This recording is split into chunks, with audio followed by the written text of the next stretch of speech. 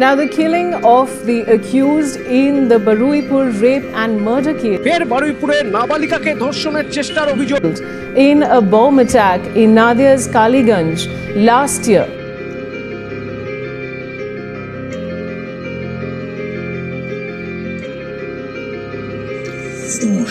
আর কত আর কত আর কত দেখবো, আর কত আর কত আর কত সইব, আর কত এই ধর্ষিতাদের জন্যে, আর কত বলো আর কত আমরা লড়বো।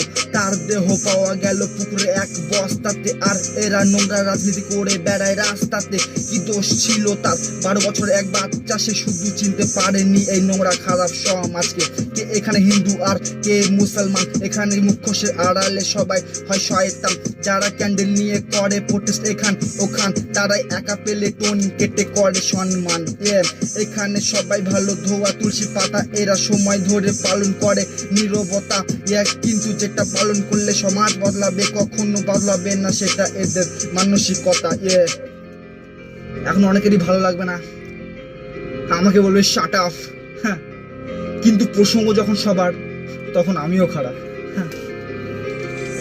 এখন অসহায় মা বাবা করে হায় হায়, এরকম ধর্ষিতাদের আমরা বিচার চাই। এরা দোষীদের শাস্তি দেবার আশা দিয়ে বড় দোষ ঢাকতে ইনকাউন্টার করে দেয়।